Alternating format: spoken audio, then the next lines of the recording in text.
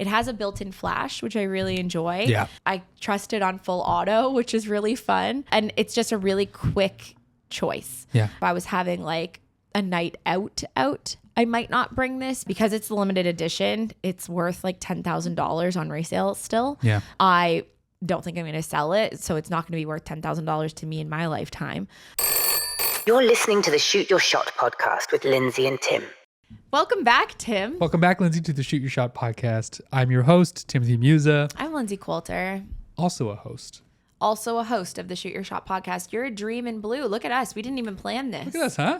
Crazy. Who'd have thought? Who'd have thought? This is the community-driven podcast for photographers just like you, focusing on things like weddings, portraits, everything to do with everything photography minus gear. Although today we're talking a bit about gear. We say minus gear every week, and then we proceed to talk about gear. Yeah. So I don't know that we can say we're not a gear podcast anymore.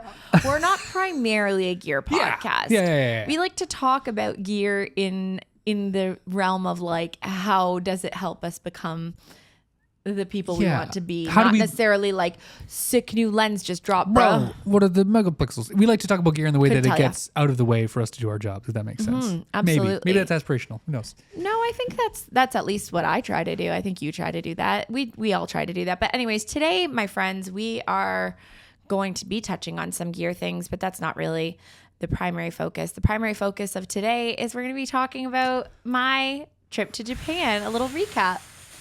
So I went to Japan. Sound of a plane. A couple of weeks ago. Yep. Yeah, was that what that was? I was trying to figure it out. And I was actually looking at you. So really good luck to anybody that was listening, trying to figure out what the sound in your ears was. Doesn't that sound like a cabin of a plane at 40,000 feet? The cabin, actually. Yeah, it did sound like the cabin. Yeah, the white noise. You went to Japan. I try to not hear the cabin very often, but yes, I went to Japan end of June, beginning of July. I was there for 8 days, including 2 full days of travel. Mm-hmm. It was a whirlwind. It was my husband Taylor's birthday trip. Milestone birthday. And he loves Japan. The boy just loves Japan so much. And because it's his birthday, he gets to say dealer's choice. Wherever you want to go, that's what we're doing for your birthday. Mm-hmm. And July in Japan is where we went. And now let me tell you, I don't sweat very much, Tim. I'm not a sweaty girl. Yep. I don't really sweat mostly on wedding days, hardly at all. Okay. Like if it's a crazy hot day and we're working, I will. Because you make good choices. Work in your up outfit. a little bit of a sweat, you and know. Also, we're in northern hemisphere of Canada. It's not usually too bad. Now listen to this. Canada. It was 37 degrees Celsius almost every single day that we were there. Oh yeah. And it's like a rainforest. Yes. If you will. Tropical climate. Yeah. So it was warm. But anyways, we are going to get into our lovely trip. I've made you, if you are watching, I've made some slides. If you're just listening, well, today's probably a good one to watch because this is a multimedia podcast, and of all days you could pick to jump into the multimedia aspect of it, of not just audio, and go into the old YouTube channel and check us out. It's a good day to do that. So it's probably a good day because I'm sharing some photos from my trip that I have shot on both film on the Nikon F3 and also on the Fuji X100VI. There's some random Instagram video clips mixed in, not Instagram, iPhone video clips mixed in here. I'm honestly still on Japan time. My brain has not recovered. So you brought a few cameras on this trip. I brought a few cameras on this trip because here's the thing. I was traveling with my husband, Taylor, and also our friend, Alex Hicknell, who are both photographers and content creators. And I think it can be hard to decide, like, what kind of a trip is this? And, Taylor and I have been together for over 10 years, and we have always traveled quite a bit together. Mm-hmm. And he's always been a photographer, and I became a photographer very early on into our relationship. And I remember in the early days having a really hard time, like, getting the difference between, well, this is my vacation, and this is a trip where I take photos. Yeah, like more of a not a work trip, but like becomes a little bit less of a vacation the second you involve. Like if you're an accountant, you're not going to bring your well, you are probably going to bring your laptop, but like if you were an accountant and part of your vacation, your family vacation was bringing a calculator, it would no longer feel like a vacation. But because what we do is our personal life, and our personal life often is so tied so closely with our work. Yeah. There is a little bit of a blurred line. Also, it's like people take photos on vacation. That's people just do that. People and do, now, unfortunately, we just do better. But then, fortunately for you, our travel photos are just going to be better. But here's the thing. What most photographers end up doing, myself included in the earlier days of my traveling as a photographer experience was that I would take photos on the same camera that I was working on with at home, because obviously, that's the camera that I was most comfortable on. Great. Yeah. And then those photos would need to be edited, and those photos would not be edited because the second I got home, I'm working, and the last thing I want to do is edit raw photos in Lightroom. That's not fun for me. I didn't want to do that. So then I sort of just started taking more photos on my iPhone. Same. And I have now found the sweet spot, I think, in having what I think of as like a dedicated travel camera. Tell me about it. So I like to travel with the Fuji x100VI. I got it for my birthday last year, right? I don't know where I'm coming up with this weird little accent. Couldn't even tell you what it is, actually, the accent. But yeah, I was one of the lucky ones to get the Fuji x100VI right after it was released. I somehow even snagged the limited edition. This one, this beauty here, if you're watching, is unit number 1362 out of 1934 made, because I think 1934 was the year they were founded. Yeah. Sounds right. I have this cute little small rig case on it that I just got, and I really like it. It's nice. like a little half body case. Yeah. Big fan. Anyways, the Fuji, I don't shoot Fuji for anything professionally. It's not my jam. Same. I think it's a great system. It's just not been the workhorse that the Nikon has been for me. So I shoot on Nikon for all of my wedding work, and I shoot mirrorless, even though those cameras are generally somewhat small. Like I'm not bringing a Z8 on a vacation. No. I actually, what's really funny? I actually intended on bringing my Z6 III with me on this trip, just because I was like, well, what if I want it? Yeah, what if you want that high? What if I really want that camera with me, and I want photos that I can say these were shot on Nikon, whatever, blah, blah, blah, brand things. But this is actually a mistake. Okay. I thought that I had packed it. I had it out on the counter. And then I was bringing a film camera of our friend Panda, Ryan Trung, that was just on the show. He wanted a guy in Japan Camera Hunter, to have his film camera repaired for him. And so I brought Ryan's camera, and it was in my backpack. And when I did like a quick gear check of like everything, I was like, Nikon. Nikon. No, that camera is like 20 years old, but it's so funny that like the form factor has stayed so similar. The F6, I think it is, or whatever.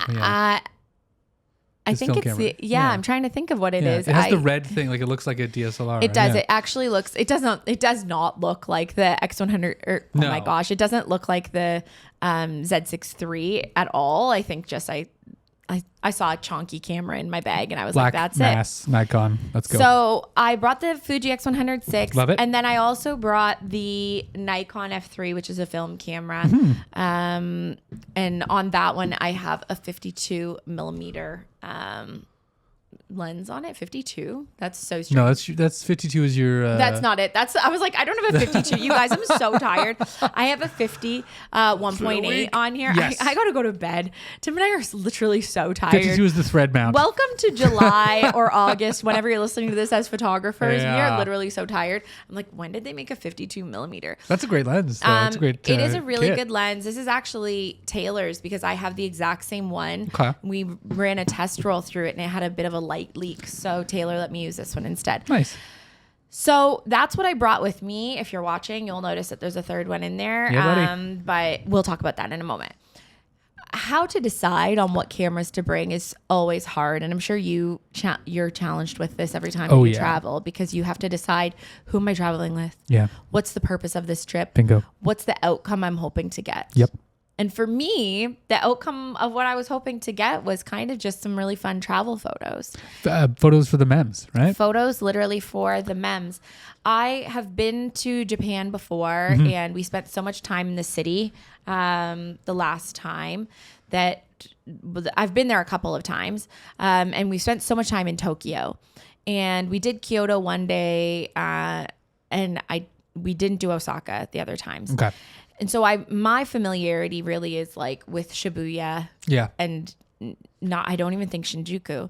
I think literally just Shibuya. So it was crazy busy the last time that I was there. And I'm not a city mouse, really. You like New York, though, to be fair. Like, it's not... New York is very green. Okay. As far as cities go. True. This is the largest city on the planet, Tokyo. Yes. Yeah. Yes. So the tiny little subsect that I have found of Tokyo, it's a lot of concrete.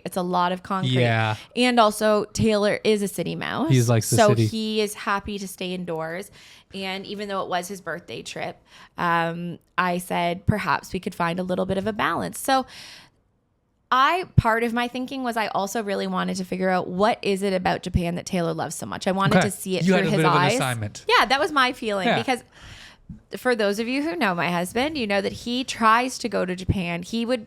I don't know if he would live there, but he would go 3 to 4 times a year for sure. Once a month he would go. If it was, like, I mean, he couldn't really go once a month, but he would go 3 to 4 times a year if I had no restrictions on what he does. No, not even that. If he had like less responsibilities at home, like with the dog. You know, we had at one point 2 senior pets. We now have 1 senior pet, and they require a lot of work. And that, I know, like, this is like nothing compared to like having children, but it's actually not nothing because they require literally round the clock care. And he's got work here. He's got weddings. He's got commitments here. It's a different type of commitment. And also just, I want my husband home sometimes. And when he leaves to go to Japan, that's a long trip. Typically he's not usually going there for 5 days and turning it back around. It's like 9, 10. So I wanted to see why he likes it so much, because I think with all things you can appreciate it more once you see it through somebody else's eyes. Totally, right? Like,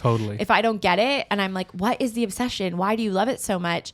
I really wanted to see what it was. So I had a pretty good idea. He likes to play darts. Yeah. He likes to do a claw game with the boys. He likes to go for walks. I know he likes to walk like 20,000 steps a day. Yeah. Like you guys explore a lot. You've been to Japan with Taylor before. So many times. More than I have. Way more than I have. Just 3 times. Just 1 more time than you have. But Taylor and I had only been there once for our honeymoon, which was like a couple of... And you were passing through, right? It was at the end of a 3-week trip. Got it. 3 or 4 week trip. Okay. So it was like only a couple of days. And it's been a really long time since I've been there also. It's been since pre-COVID. So that's like a totally different world. So...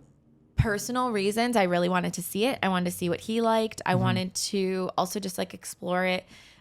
He likes to dart. He loves going inside.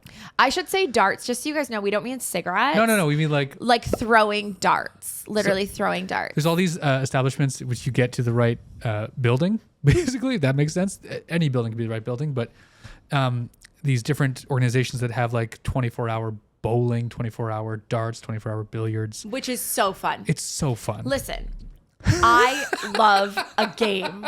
So I don't know why I have rejected Japan so heavily. Yeah, you love a game. Here's my other competing, you love this game. I love games. Yeah. My friends get together. I'm like, can we play a board game? Yeah. If we're gonna have wine, that's so boring. I run out of things to yap about really quickly. We all know each other. We don't have anything to gossip about because we're the only friends we have.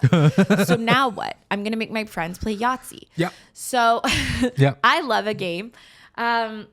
But I really love that. For me, I think there's a reason why photographers flock to Japan, and maybe we're going to see more of that through this little slideshow here.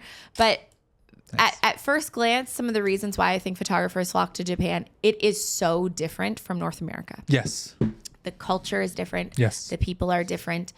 There are so many people in Tokyo, and Japan as a whole is obviously huge. It is so varied. Yeah. It's actually a lot like Canada in that sense. Like you could never say, oh, Canada is a city. Canada is whatever. Canada has prairies. It has mountains. Yep. It has oceans. It has, you know, all of the things. And then we also have like city. So I think that Japan is a lot like that. And I think that often what we see is sort of singular maybe when it comes to street photography and the like Harajuku girl side of things. The landscapes outside of the city, right? Yeah, There's the a lot to landscapes offer. are gorgeous. You can see like literal geishas still walking the street in Kyoto, which is so cool. So the last slide that I had on the screen is, and maybe Tim will bring it up for me. Back up.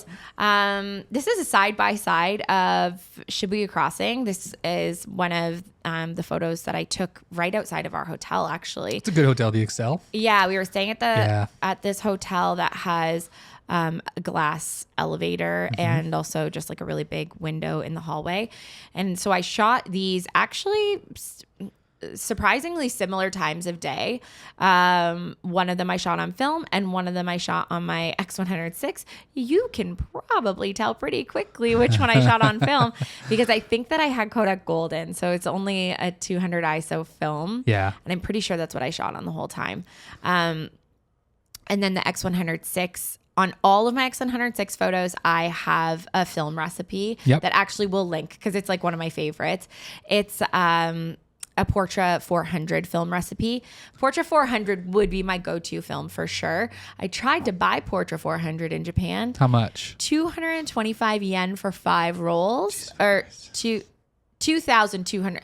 What? It was $225 Canadian. No. So I said, no, thank you so much. And I stuck to the Fuji X100VI. Okay. Moving right along, here is the beginning of the trip. It's going to be sort of like a I don't know, a trip journal. Yeah. You know what's so funny? When I was younger, Tim, I once went to, I was thinking about this the other day because I was thinking about putting this together. Okay.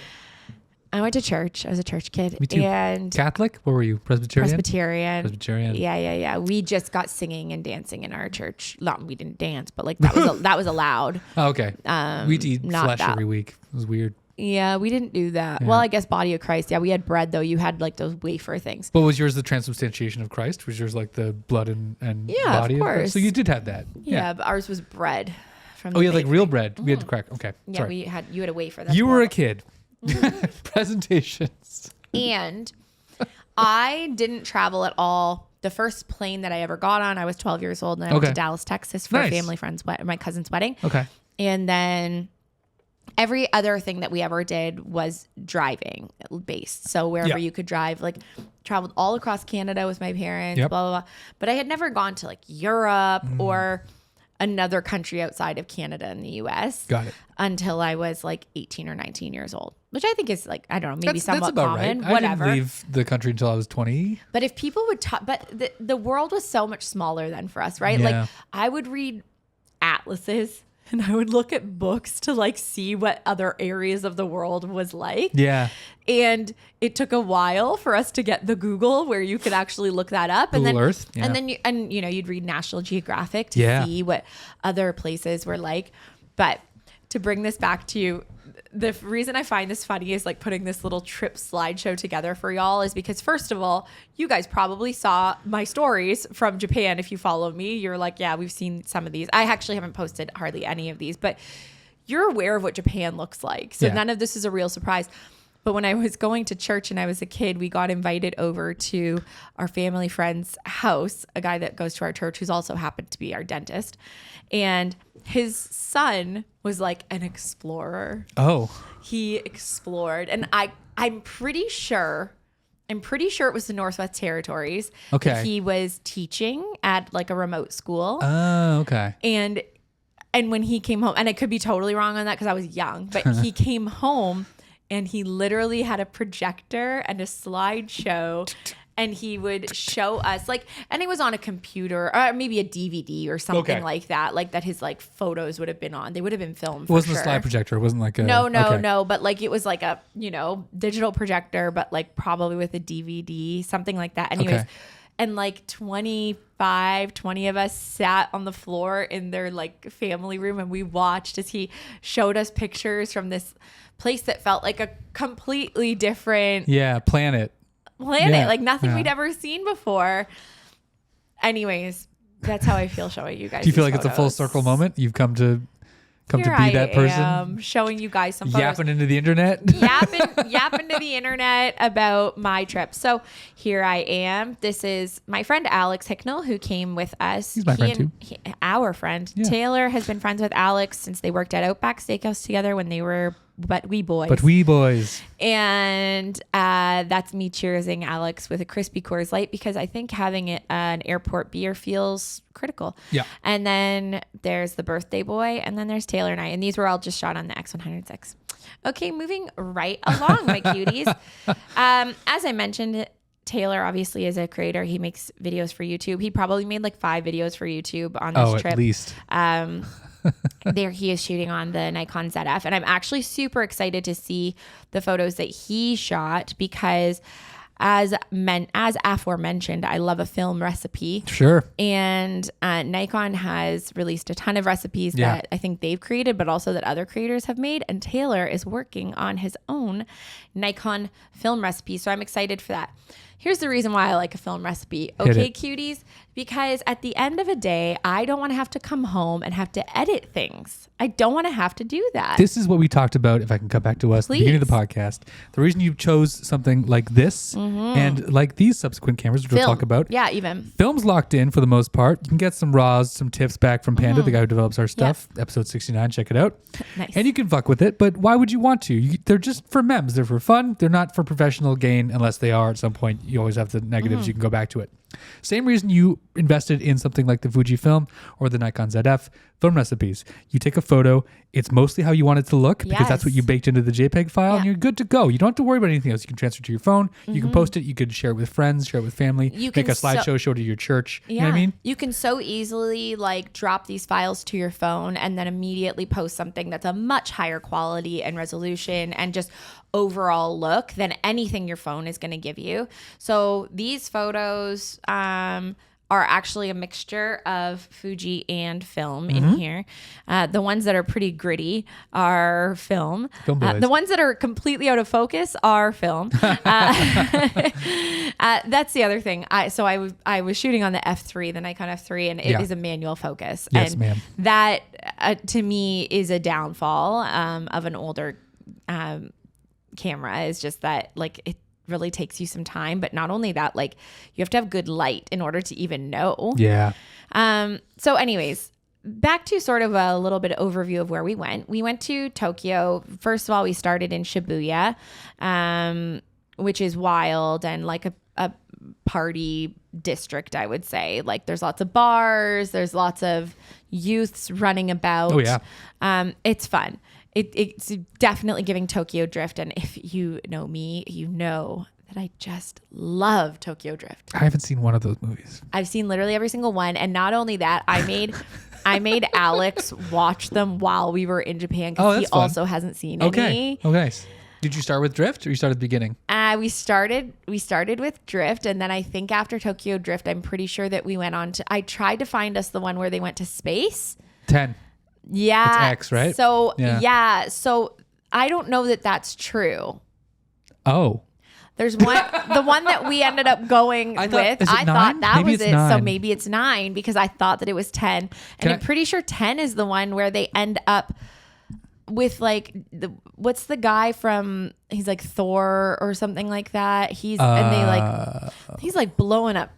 There's a whole thing. Anyways, it doesn't really matter. I love Fast and the Furious. Can I ask you a question? Because we had this theory and it was mostly true for most of the movies because I used to work at Blockbuster. And the third installment of most films. Oh yeah. The third installment of most films, usually it's to do with time travel.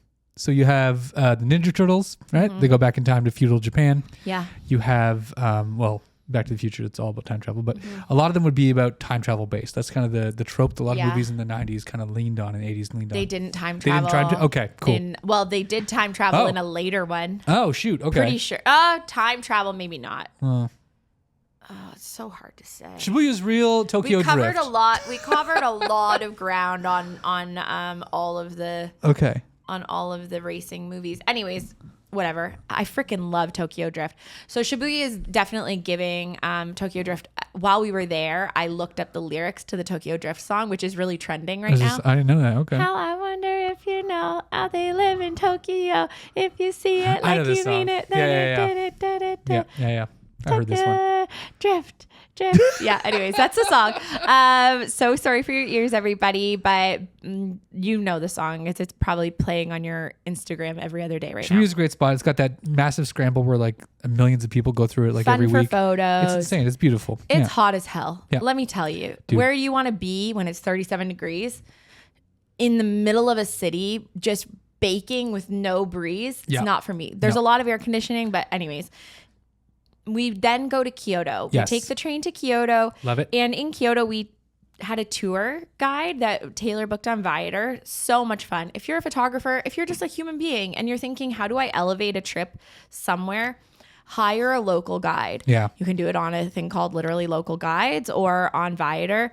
They will usually have a vehicle to drive you around in. They'll have some sort of form of transportation. And when I've traveled to Japan before, I'm like, I know I'm looking at stuff, but I don't know what stuff I'm looking at. We did a tour in Rome, and you said people like to look at these things. You took Kelly on a little tour. Yeah, this is nice thing people like to look at. I took Tim and Kelly around in Rome, and I said people like to look at these things. This is the Colosseum. People like to look at this. People like to look at this. Yeah. But actually, in doing my guided tour that I took you on, and I have no business taking you on, we did learn because I started Googling stuff because I was like, what is this? Yeah. What are we looking at here? What did we do here? And then I would start to read stuff as we were walking, which was really fun.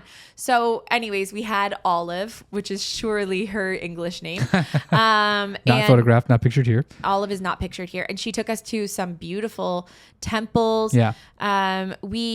We asked for some more like natural spots to bring us to because we knew that we were spending time in cities. Yeah. That in Kyoto, we really wanted to see some more temples and some places that maybe not every single person would be. Yeah. One of my favorite reasons I love Kyoto is because I love Memoirs of a Geisha. Man, I'm just really making myself seem like the most real boring cinephile. white girl. No, you got cinematic ideas. It's good. I love Memoirs of a Geisha. One of my favorite films. I think aesthetically so incredible. The storyline, I read the book before the movie. Both are fantastic, which is shocking. And it's one of those books that the author does such an incredible job of describing that you actually, when you see the video or you see the film, you're like, oh, this is actually what I pictured, which is incredible.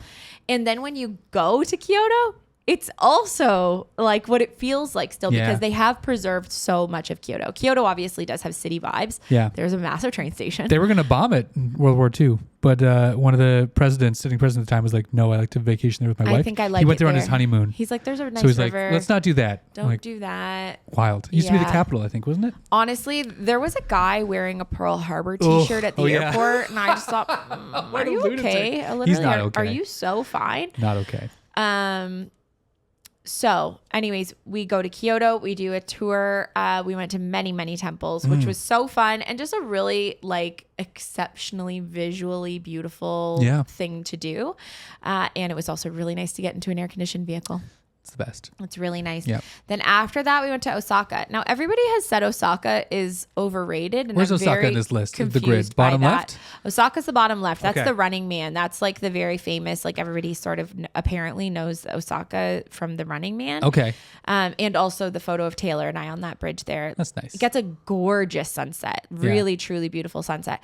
And actually, on that note, both those photos of Alex that are sort of, they look more saturated kind of. Yeah. Those are shot on the new camera that I picked up there. So that's also in Osaka. Okay. That's after, that's where I bought it. Beautiful. Loved it all. I really liked Osaka. I might have liked Osaka a lot because it was where I first discovered Don Quixote. And nobody told me about Don Quixote. How did you not know about Don Quixote? Nobody told me. Nobody told me. How was I supposed to know? I didn't know about the donkey. That's a failure on Taylor's part. That's a huge failure. Yeah. Taylor is like trying to convince me to like Tokyo. Bring me to the store that has everything, hundreds of designer bags. Yes. At a third of the price. Yes. And you think that so for those of you who don't know, Don Quixote is this like 5-6 level store in multiple different cities in Japan. Yep. There is one in Tokyo, and they didn't bring me to it on day one, which is it's in insane. Shinjuku. It's right there. I have a photo of it from like day 2 and nobody told me. Anyways, crazy thought you behavior. knew. That's wild. Crazy behavior. Yeah. We go to the one in Osaka, which is right across from our hotel. And Taylor did say that he booked it based on proximity to the Running Man, but also proximity to the donkey. So Don Quixote is this like 5-story department store. Sometimes taller. Yeah. 5, 6, 7-story department store that has literally everything from groceries to clothing, cosmetics, lots of like really Greek Korean skincare stuff there. I picked up a couple of things there. You know, what are you gonna do? Sue me. No. Girl loves to shop. Yeah. They've got electronics. They have everything. It's crazy. But on the 6th floor is the luxury goods store.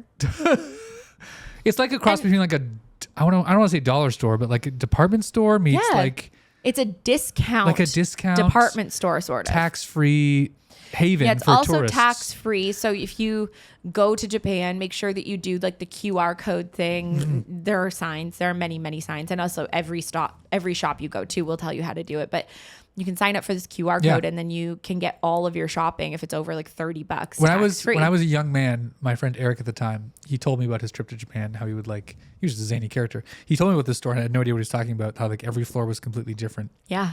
And like just it blew his mind. And I'm like, I can't even picture what that looks like. And then a decade later, I'm like, oh. Even when I was in Japan and the boys were explaining to me, I was like, sure. They're buddy. Telling me that there's luxury handbags. And listen, anytime somebody tells me, there's luxury handbags and they're at a discount, I'm like, that's just such bullshit. Because did you get addicted to the song? As a luxury handbags aficionado, unfortunately, I do have a little bit of a idea.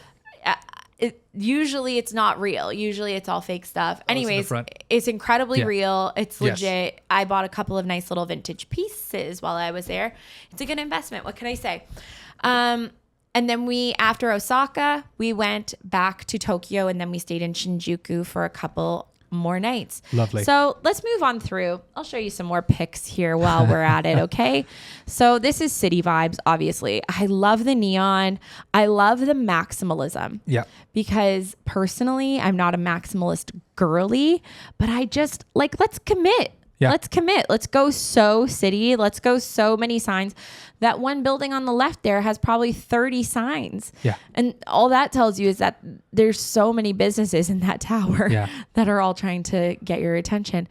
I really liked the little off the beaten path things. I happened upon this very cute alleyway where this couple just happened to be standing here, like kind of looks like I shot an engagement session. Here's the downfall of the Fuji, okay? Because I shot this with the film preset on it. I don't have a lot of latitude when it comes to editing. No. I actually did pull my Fuji files into Lightroom, but I have them stacked with the RAW and the JPEG. So it gets rid of the JPEG preview. It brings you the RAW, and then I'd have to fully edit it from scratch. And I'm just not going to do that. No. So I went back to reality, and I said to myself, I'm not editing this. It's fine. It's literally a trip photo. It's not for clients. It's not for any good reason other than, so sue me. Some of the highlights are blown. Next. This is a photo that we took, that I took these are two photos, while we were on our tour with Olive in Kyoto. We went to a bamboo forest. Lovely. Which was so freaking cool, and actually quite literally cool temperature, which was beautiful. And then we went to a temple that's just at the top of this area. Well, it's actually not even a temple. It was like a man's house, a man's private garden. Yeah, like a silent film actor. Oh, cool. I wish I remembered his name. Anyways, you pay a little fee to go to his property, and he has it's no longer his. It's been sold probably or donated to the government now, and they just allow, it's like a a conservation area of sorts. And the sign here says, "I hope you can meet Buddha here today."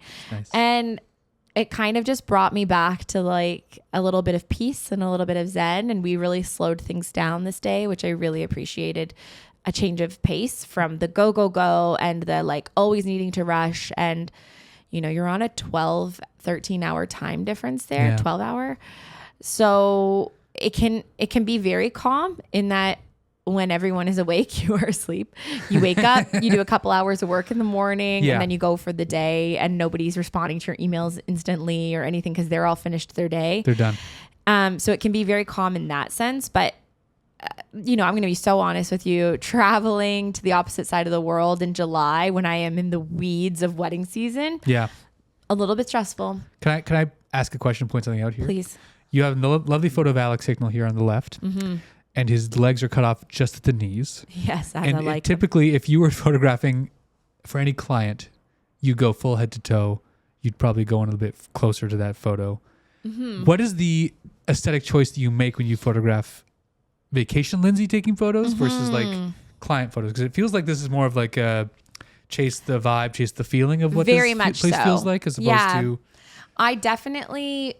I mean, for clients, it's usually more of a human aspect, right? I'm trying to make people look like, you know, whatever their best version of themselves. Because typically it's a wedding day or it's their a story branding is, shoot whether or it's family or whatever, right? But for travel, I definitely photograph more of spaces and overall energy of my friends or family or whoever I'm traveling in it. And I loved the light on Alex's face. Looks so good. Yeah. And it might even be a little bit back focused. I can't quite tell there. But yeah, I just think, you know, it was more so it's less about perfection, I guess, in that sense. But in the same time, I think you get a little bit closer to perfection almost when you do slow it down somehow. Because there's just, it's more so, I don't know. It's for us, right? It's for us and it's for me and it's for him. And I did cut him off at the knees. I'm not criticizing you. No, what I'm saying photo. is I think I would have done that for a client also, actually. People are really fussed about cutting people off at the knees. We all know that they exist after the kneecap. We're generally guessing. Yeah. Okay. Now here's another one. This is actually a view from that silent film actor's property. Oh, cool. And there's this tiny little temple out there. And it's a Buddhist temple. It still functions to this day. That I believe, and I hope I'm not getting this so wrong, there was a tragic accident that happened in this area, like a flood or something along those lines, and this temple is there to like overlook the souls that were lost. That's at least what I believe all have told us. You know, when you do a day-long tour, it's a lot of information. It's a lot of stuff coming at you. Yeah. But there's different flags on the building, and those all meant different things. And what those meant, I wish I could tell you. I absolutely do not know what that would have been. The interesting thing about like when you're trying to choose a camera for a purpose. So when I left for each day, I had to make a decision about why I would bring a certain camera on certain excursions. Yes. You know, the x100VI is a phenomenal choice for something really small. It fits in a fanny pack. It's very, very flat. It does not have interchangeable lenses. It's a, you know, fixed. It's just, it has a built-in flash, which I really enjoy. Yeah. I trust it on full auto, which is really fun. And it's just a really quick choice. Yeah. I will say that if I was having like a night out, I might not bring this because it's a limited edition. It's worth like $10,000 on resale still. Yeah. I don't think I'm going to sell it, so it's not going to be worth $10,000 to me in my lifetime. Because it's only worth that if you sell it. But it's worth someone looking at it and but saying, it's worth something. And I wouldn't want somebody to steal it. That would make me so sad. Yeah. But on the other side of things, the Nikon F3 is incredibly heavy. Yes. And it does have interchangeable lenses. This lens is fairly flat. The 50, not the 52, is fairly flat. But it's heavy and also does not have a built-in flash. And also film. would have whatever film Whatever I've you loaded, stocked in there, right? in the daytime. And I did have a Portra 800, but like I don't typically go through an entire roll of film in one day. I'm not shooting that much. No. So to go through an entire roll of film, you know, on 800 a shot, I think probably a wedding is the only time I would go through a whole roll of 800 and I'd have to be working at it to do that. Yeah. So you know, I Different started scenes, making different some cameras. different choices. And the day that we went to Kyoto, because we had a vehicle, I did bring both. Okay. So I have both cameras from all of those temples and stuff, which I really enjoyed. But like a walking around the city, I generally was only bringing the X100VI. What do you bring? I mean, you're usually filming for Taylor if you're traveling, right? True. So you're probably like, you got a big boy. And I got a maybe big not boy. I bring shooting like for yourself a Canon or a necessarily, Nikon, whatever I'm shooting on for the project that we're doing. But for the most part, I have an X100V5 and it still works great. And I thought about upgrading, but it wasn't enough of a push to make sense for me to do it. So I stuck with it. I still have it. And it's the one I bring to most things I do that are like family events. Mm-hmm. Most travel I do, I would bring the X100. I have the wide angle adapter. It makes it a 27 mil, but it's a bit of a nose. It's got like, it's like that. It's like massive. This is actually bigger because I do have a filter on here. Yeah. Because my biggest fear is obviously screwing this camera But up. it's a 35 millimeter equivalent, and you can set it up where you can make the, like Lindsay has here, you can make the, Can't hear you. oh, sorry. You can make the focus ring, the thing that zooms. So you can zoom it in because it's 61 megapixels as Guys, a X100VI. I did not know You can that was a you can thing. get like a 35, a 58, and I think like a 105 or something like that. So Wish I knew that, Tim. yeah, dude, it's already set up. It's pre-set up. It's So, already set up on the camera he's showing So it becomes me, which is mine. it's a 60 meg, I think, and then a 24, and then like a 10 megapixels. So What in the world? So you really have 3 lenses in here, starting at 35 all the way up to like 90 or 105. Well, we're all learning something today, aren't we? But it makes it a great travel lens. Like it's a great camera kit. It is. It's fantastic, like we've already mentioned. Yes. It allows you to bake in presets, so you don't have to worry about editing. You can just Yes. transfer it to your phone. Connectivity to your phone is fantastic, and it's like the closest thing you can get to shooting film that doesn't, But with more capabilities. Yeah, with a bit more capability. Yeah. Like I do have the Portra 400 film recipe on, Yeah. but I'm often switching to Yeah. like 800 ISO or whatever the moment demands. Yeah. Pop back on over to my Yes. slides, will you, for a Where moment? is this? This is gorgeous. This is in Kyoto, Okay. beside the water. We went Wow. for a stroll for dinner. I was really wanting to go. When we were driving home from our tour with Olive, we saw that there's this like riverbank of Yes. of restaurants. Yeah. We were stunned. We were like, oh my gosh, what is that? We have to find that. So we went on the old Google and we tried to find some riverside restaurants. They're actually quite hard to get into Yeah, like book and it to secure. weeks in advance. Well, Yeah. not even just that. Taylor and I have very opposite dining needs because he does not eat fish and shellfish, and I Yes. don't eat meat. It's not So impossible. It's just difficult. it narrows things down quite significantly. Yeah. And we also wanted to dress casually, so we were limiting ourselves in that because after a multiple days of sweating, we just didn't really want to be dressed up. I didn't want to wear like a fancy outfit. Fair. So this night I took my X100VI and the greens are so lush. Like oh my gosh, the wood exterior of these buildings, the greens are so lush. It's just so jungly. Copper roof. It's gorgeous. Here's another one. You can see what I mean about we were dressed casually. Yeah. Alex is in a shirt that says emo's not dead. Millennials forever. No kidding. We just did a lot of walking. Oh, here you go. Here's the riverside that Yeah. I was just speaking of. And here's a little kitty cat that was hanging outside of somebody's house. But the river was beautiful. Yeah. There were moss mosquitoes and bats, actually. Lots of bats.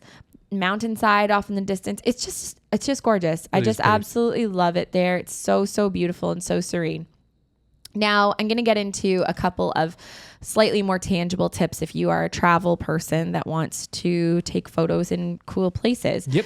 So we're looking at a pagoda. This is like one of the 4 or 5-story pagodas in Kyoto, which is it's a temple, Buddhist temple.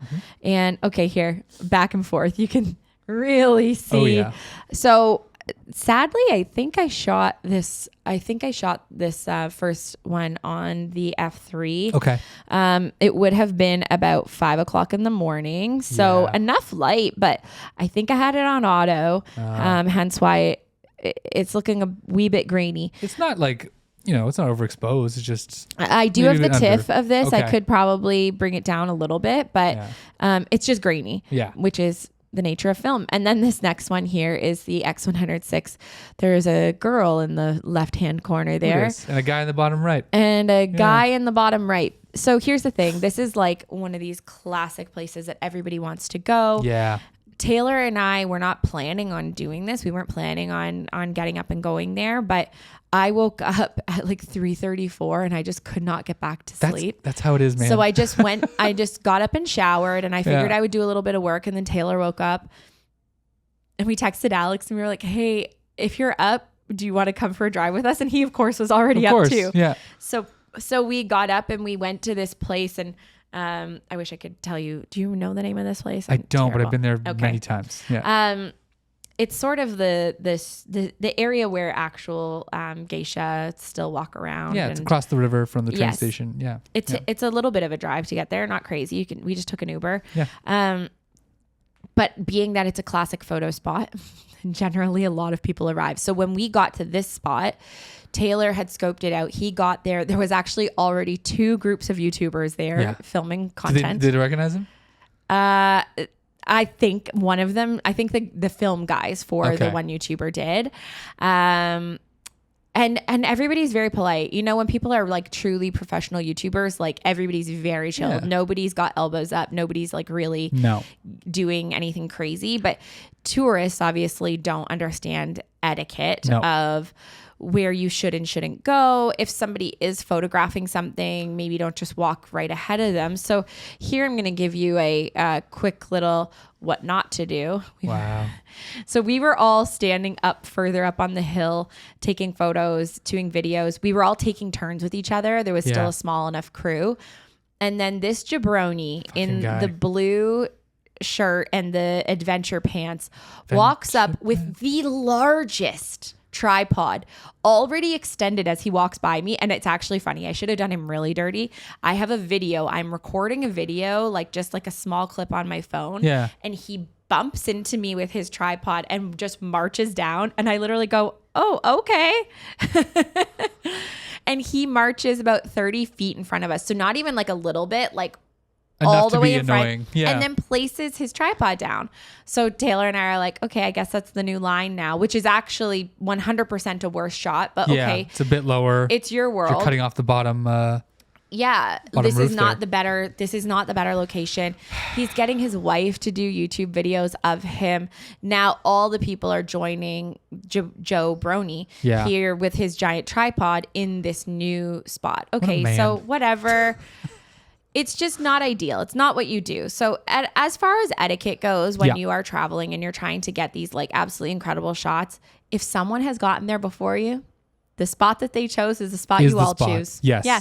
You can always say, hey, everybody beside me, just like we try to do on wedding days. Can we go forward? Yeah. Are we all okay if we go forward? Are you okay if I jump forward really quick? Let it rip. People will probably say, sure. Mm-hmm. I mean, unless you're going to go and film an entire YouTube video, then maybe don't do that. But you don't just go for it. Yeah. The other thing that you don't do is you don't put your bags and your stuff on people's property. I know that like that seems so obvious, but I think that we forget as travelers that people live here. Yeah. Like this is someone's home. This isn't Disneyland. No. You can't just put your stuff down on a sidewalk. It is not literally Epcot. You cannot actually block streets. You can't put your stuff on people's front stoops. Like he actually you can see in the side of that video, he put his backpack on that stoop, which belongs to people. It is their private residence. Yeah. And there's signs up everywhere that say no photos, which that is so say unfortunate. don't. And the fact that they have to do that is just proof that people have done some nasty things and have done silly things. Yeah. You know, don't get on people's property. Don't ignore the signage saying, please don't take photos. And just Japan is such a beautiful culture. The people are so peaceful. And this is such a generalization, but this has been my experience. I mean, it's only positive, so I'll take a generalization. For sure. But they're very peaceful. They're very calm. They're very quiet. Like, it's the only place where you can be on a train. And if somebody's speaking loudly, you always know that they're probably North American or like maybe an Aussie or something. Yeah. Or they are maybe Japanese, but they've been drinking. Or they're wasted. Just absolutely bombed. Yeah.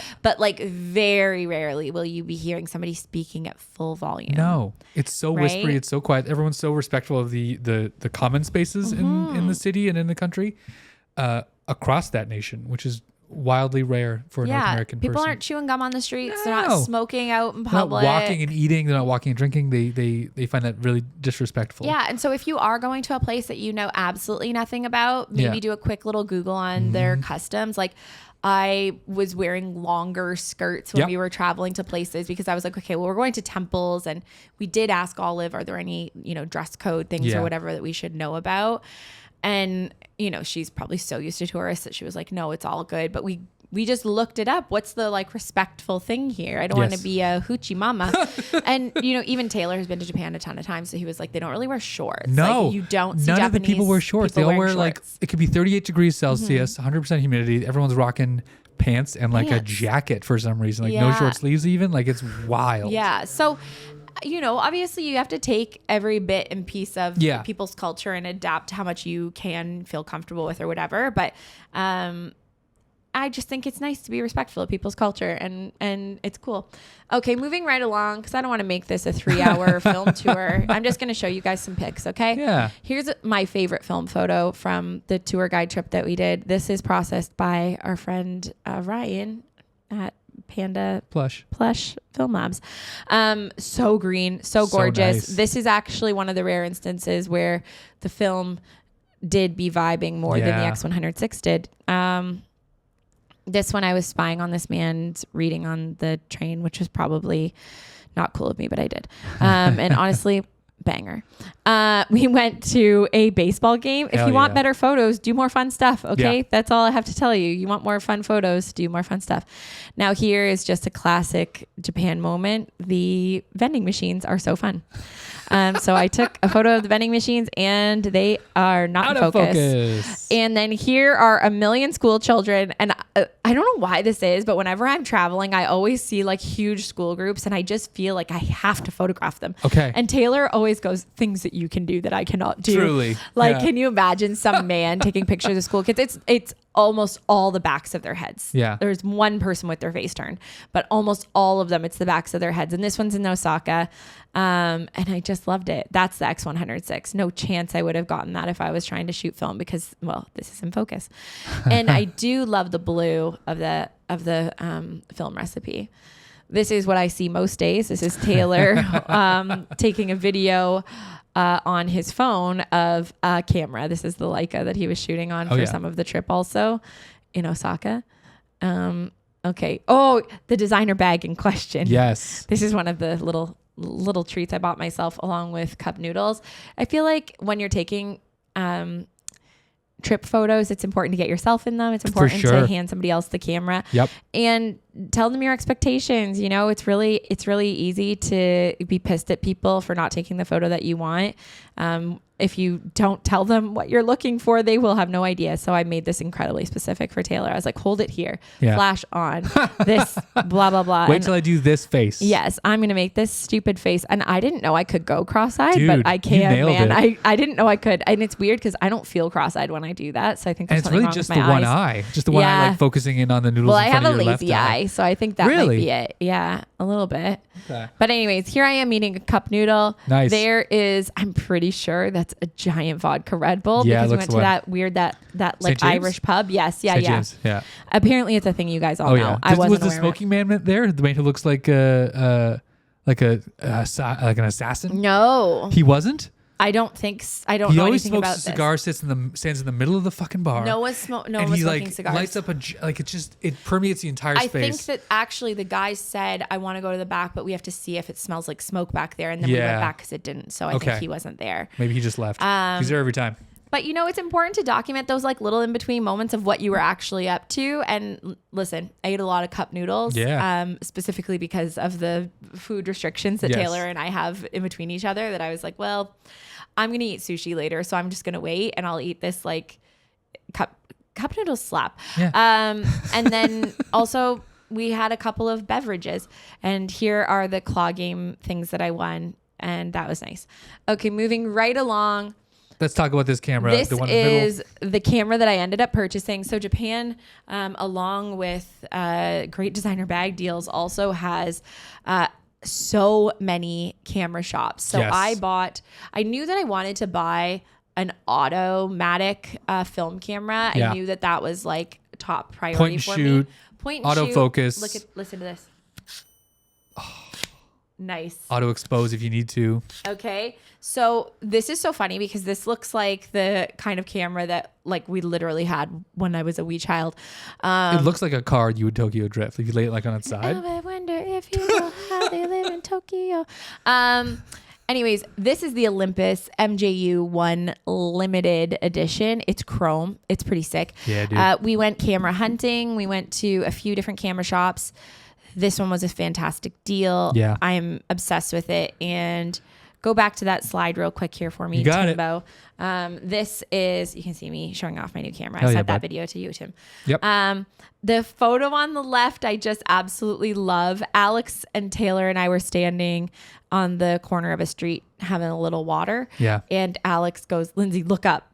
And I looked up and I had this Olympus in my hand. And this is exactly why I wanted an automatic camera. Yeah. Because if I had pretty much anything else other than this camera, I wouldn't have gotten it. Yeah. Even if I had the x100VI, I probably would have had to still re-expose or whatever. It would have been an eye tracking or something. You would have to like. Right? Yeah. Yeah. It probably actually would have focused on those buildings instead of on the plane. But And you would anyways, have been you would have been wide open at f2. And Yeah. so this one's probably stopped down at f16 Yeah. to get everything in focus. So this Yeah. plane was flying overhead, the bluest sky day, a couple of little clouds, and right in between these three buildings. And I was like, no freaking way.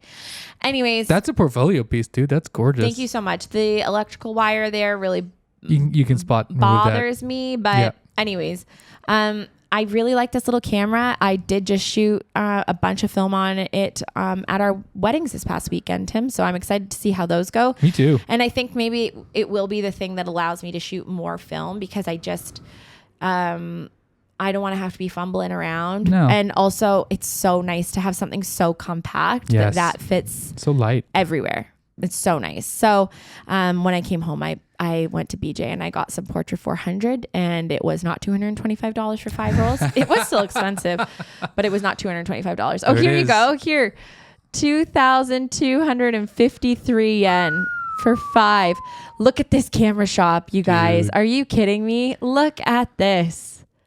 Absolutely banana-ramas. This is one wall filled with Nikon film cameras and Yeah. DSLRs and all kinds of stuff. That little green one in the bottom left there, Alex bought it. It looks like a museum. Whenever I walk into these stores, even like Yodobashi, like the big one, like it just feels like everything is so well organized. Even the small shops you go into, like the basements, everything's kind of behind glass. They have labels. It looks like you're looking at relics from like a past time. Yes.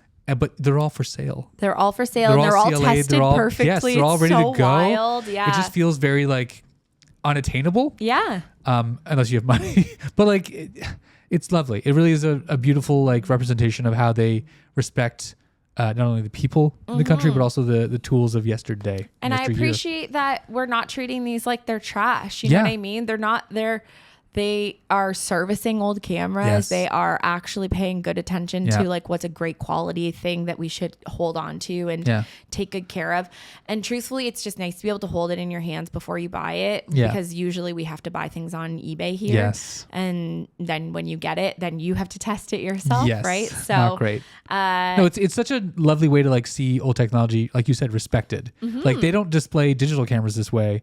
I mean, they do in Japan, but like in Yes. North America, this would not be this case at all. Oh, you They're think sitting on Henry's is bothering? Are you joking They're me? sitting on like a Best Buy kiosk in the middle of the store that's like been handled by everyone. It's like got a rope attached Gross. to it. The, Disgusting. The dude. alarm rope is Ugh. like dangling off Yeah. of it. The There's adhesive. crud and gum all over it. They're like, you want one in the box? We'll see if we can find you Let's one. see, don't you want the open box one for a nickel? Like, no, I don't want to touch that. That's got COVID. Horrifying.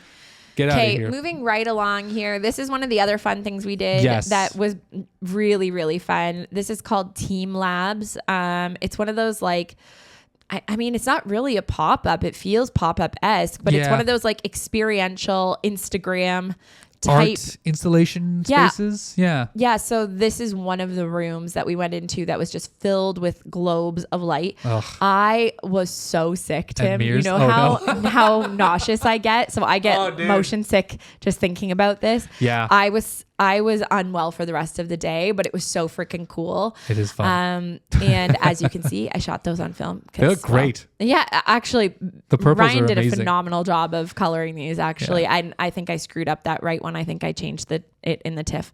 I actually changed it. It was more purple. He did a better job. Moving right along. Alejandro. Here is Alex. Alex and I flew home early on our own. Yeah. Taylor stayed for another week.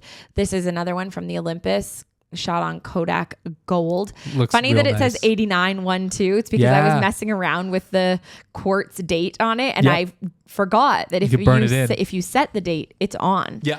So Does anyways, this only go?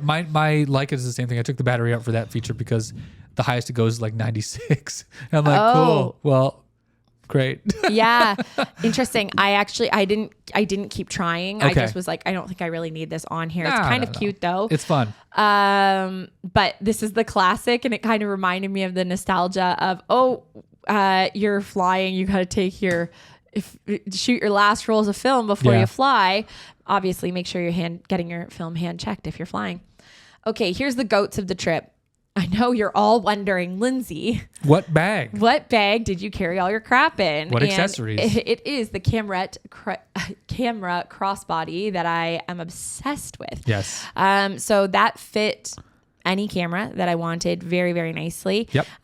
It probably would fit the X100VI and this Olympus together, but Sideways? the Olympus being Yeah. chrome is a little bit scary to put in there. But it fit my wallet, some lippy things, F3, yeah. all of the things that I need, and then a rechargeable fan/battery pack. Incredible.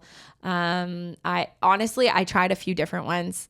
I'll send you the link for it, Tim, and you can pop it into this, because this rechargeable fan, it is like a covered fan, so the blades don't accidentally whip or nay you. Rip your hair But out. Yeah. I actually brought this to a wedding, and my last 2 weddings this past weekend, and I have been everybody's favorite person because of Really? it. Okay. Because it's been so hot here, and I mean, Yeah. it's only going to keep getting hotter. Not to get dark again Ah, in this it's gonna episode, but fine. it's going to keep getting hotter. Time to treat your clients with a little bit of a fan. And then, the Olympus MJU one, is that really what limited it is? edition. Yeah. Okay. Yeah. And then the Fuji X100VI I would say, were the goats of this trip. And it's not to say there's anything wrong with the F3, but there's something wrong with me, because here I'll leave you guys with my final film photo, which is one of the first ones I took on the trip, which is of Taylor and Alex in the breezeway. And the reason why I can't be trusted with manual focus, because I get stressed out. I get so stressed out, and then I'm like, it's focused. It's in focus enough. Good enough. In focus enough. Yeah. And it's usually about a half a foot closer or further than it needed to be. So, that's it, my friends. That's the end of the photography road trip, flying trip tour through Japan. Cameras. Thank you so much for being here, for listening. We appreciate you. So much. Thank you for liking, commenting, subscribing. We'll be back next week. I won't be in Japan next week, so we'll be here talking about stuff. To you, and we're excited about it. It's mid-July. We're exhausted. See you next week. Sayonara, my friends.